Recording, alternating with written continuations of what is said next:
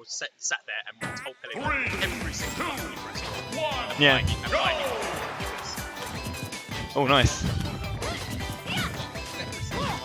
Yeah, that's right. So we're getting into game 1 of this winners semi-finals between DAT-Ho and Frog. Frog obviously having taken Ixis into put Ixis into losers earlier, and then beat DX17 to get here. Oh wow! So we're still in winners. This is winners semis.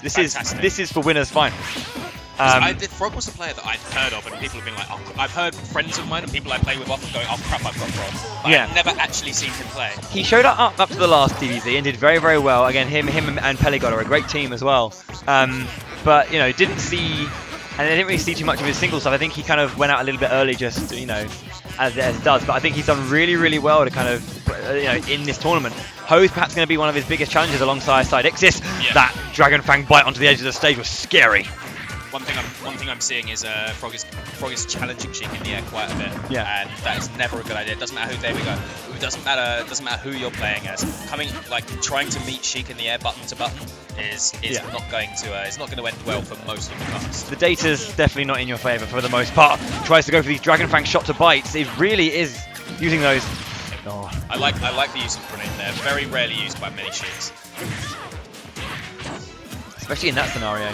Good timing on it. Knows he can't punish that, just lets it be. That up B hitbox. What's it called? Dragon Ascent? Dragon something. We get it, Corin. You like dragons. She is a dragon. I haven't played Fates. It's okay. Ooh, there we go. Nice side B. Yeah. Down B. Side B. Down B? It is down B. Side B is the grenade. Oh, yeah. The one that I remember. Oh, man, I've SD'd so many times to that. I never knew it was called Dragon Fang. I just call it neutral B. Yeah, that's what I do with moves. Dragon Fang shot. And then Dragon Fang bite. We've got Dragon Pin. I call that Dragon Lunge. Lunges. Yeah. Because it's a spear and he lunges afterwards, you see? Yes. I see. Yes. I am a Ho. Developing some sort of a developing quietly. He's gonna need to lose this now. He's going to need to get tagged with some sort of tip. Yeah. I like the fact that he fakes that he's going for some sort of ledge from there, getting tagged, and then comes back on the stage with the back end.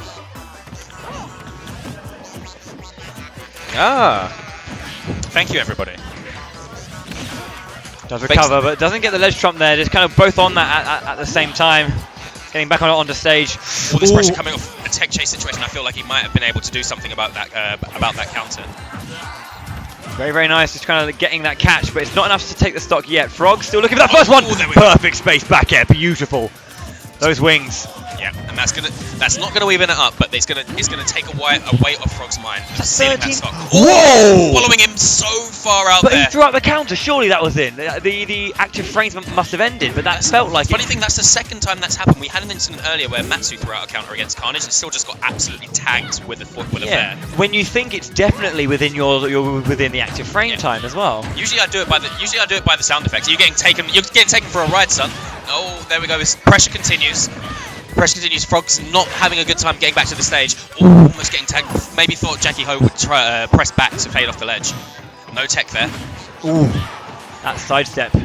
It was a down tilt and seemed to go straight under the Dragon Fang. Yeah. Or the projectile part of it. Putting buttons on Frog's shield, not a good idea. Using a grenade to make himself safe, grabbing the ledge. That back air is so good because not only is it a very, very strong move, but also kind of pushes you back in the opposite direction, keeps you safe. Ho falling very low there to avoid the quite obvious F smash angle downwards. Hari's doing a good job just being aware of all of the opportunities and the possibilities that Corin has. Just respecting them very nicely. Yep.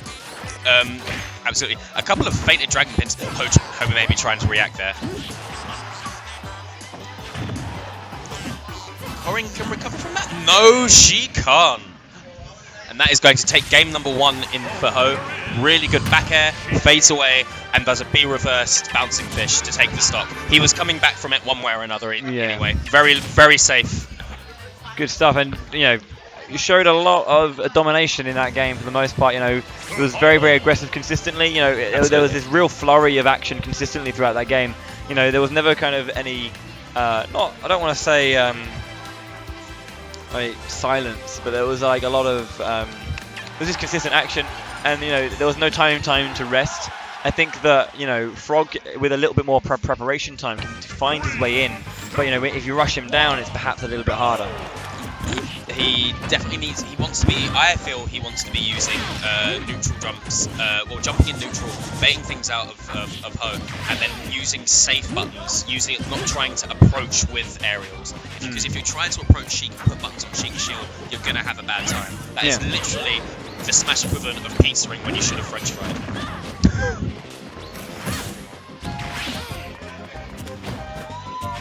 Shields the get up attack. No punish. Maybe a bit too engrossed in trying to nair his get up options. See, Nair can just cover so much on that edge. Absolutely.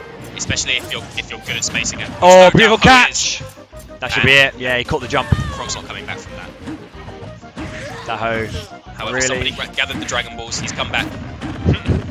That was quick. Yeah, there we go. So another 30%. He's almost lapped him in stock percents. Frog, that's what I mean. Baiting things out with Nair.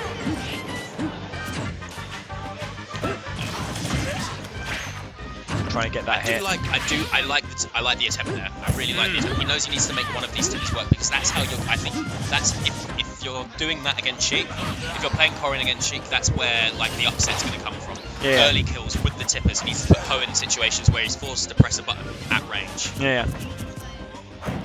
And yeah, you're saying obviously just Frog's ability to decision making. You're trying things. They may not be the best option, but it's okay. It's okay to try them. To just to throw out these options consistently. That may not always work, but they could. It's just trying to be creative, trying to find ways in, changing that approach. That's one of the good things about playing against Sheik. Ooh, nice catch the jump. I'm glad I didn't finish that sentence because that would have made me eat my words. I was about to say that's one of the good things about playing against Sheik because she struggles killing. You get a lot of chances to sort of get in and maybe die for science a bit, take some damage for science, learn what's going to work against your opponent. But just then, Frog trying to get back up onto stage gets tagged with an up smash, and that is one of Sheik's attack. That is the one of Sheik's attacks that you do not want to get hit with under any situation. Holding on to jab for too long. Sometimes Ho likes to just go a little bit too much with the forward tilts. He's got perhaps a little bit of, if he's just a bit more aware of what he can do, perhaps just throw out a couple and try and drag the opponent around a different way. That's not going to take the stock though, but it's going to put Ho quite far off the ledge. Oh, I thought Frog had baited him out there. His neutral jump land clean behind him, maybe it was grab a clock. Again, not going to take the stock from this Sheik. That was almost godlike from Ho. I don't know if you saw that, just reading that he was going to end up behind him and choosing to bouncing fish in that direction. There we go, buttons on Corridor. That's going to take a stock. Not even them out, but it's something.